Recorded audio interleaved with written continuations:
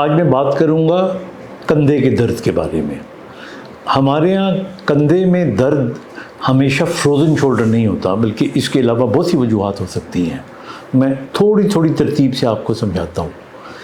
जो तो frozen shoulder बड़ा कॉमन लफ्ज़ है ना, इसका मतलब होता है कि आपका जोड़ फ्रीज़ हो गया है, जुड़ गया है। यानी आप इसे ऊपर करेंगे तो ऊपर नहीं जाएगा, यूँ ऊपर लेके जाएंगे तो नहीं जाएगा, पीछे भी नहीं जाएगा और बहुत दर्द होगी। आप दोनों हाथों से पकड़ के ऊपर लेके जाएंगे फिर भी नहीं जाएगा, बल्कि वो यहाँ पे जम गया है, यहाँ पे रुक गया है।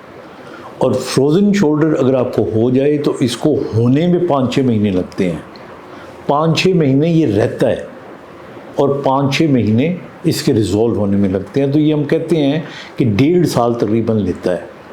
तो इसलिए अगर आपको लगे और इसकी निशानियों के अंदर कमीज़ पहनने में तकलीफ़ होती है, अगर आप नहाते हैं तो साबुन मलने में, आप बेड पे जब सोते हैं तो यहाँ पर आपका बोझ आए तो चीखें निकल जाती हैं दर्द के मारे, आप खड़े हों कोई करीब से यूँ ठोकर लगा के चला जाए तो एकदम चीख निकलती है। तो ये सारी कैफियत है जो फ्रोज़न शोल्डर में होती है।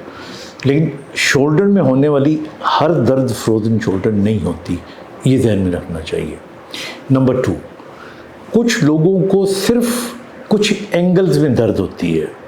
मसलन पूरे शोल्डर में हर काम में, जैसे मैंने 4 बताया आपको, उन्हें मिसाल के तौर पे अगर ये उनका हाथ है तो यहाँ तक वो लेके जाएंगे तो दर्द नहीं हो रही, इससे ऊपर जाएंगे तो दर्द शुरू हो जाएगी, और फिर यहाँ चले जाएंगे तो दर्द ख़त्म हो जाएगी। फिर हम उन्हें कहते हैं कि आहिस्ता आहिस्ता नीचे लेके आएँ। जब वो ऐसे नीचे लेके आएंगे ये 90 डिग्री पे एकदम दर्द होगी उनको और वो हाथ नीचे गिरा देंगे। ये जो कंडीशन होती है इसको हम सुप्रास्पाइनेटस टेंडनाइटिस कहते हैं।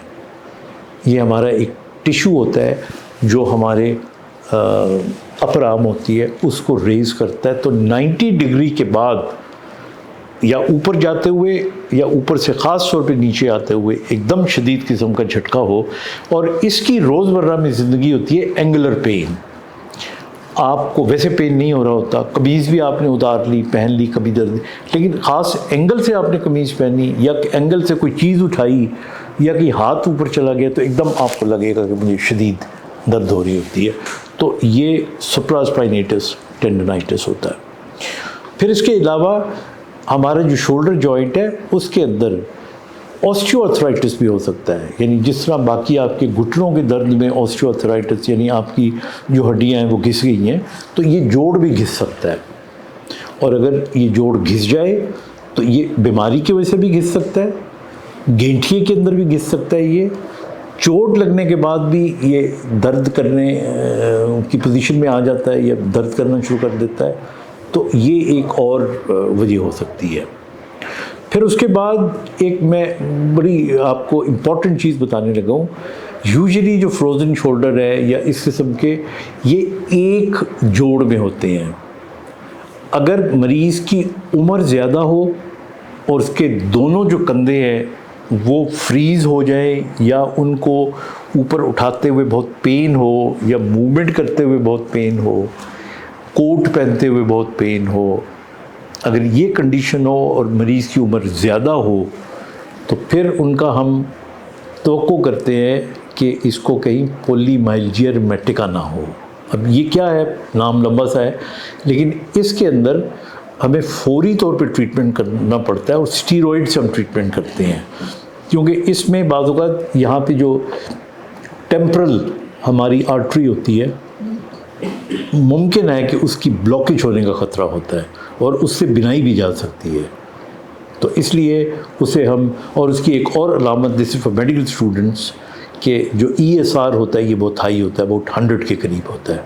तो उसको भी, ये मैंने ख़ास तौर पे इसलिए आपको बताया कि हमारे एक प्रिंसिपल हुआ करते थे मेडिकल कॉलेज के, मैं नाम नहीं ले रहा, तो वो फ्रोज़न शोल्डर के तौर पे ट्रीटमेंट करवाते रहे। और once he came to us in my department में हॉस्पिटल में, तो हमने देखा वो तो बायलैटरली दोनों साइडों पे उनको ये रिस्ट्रिक्शन हो रही थी।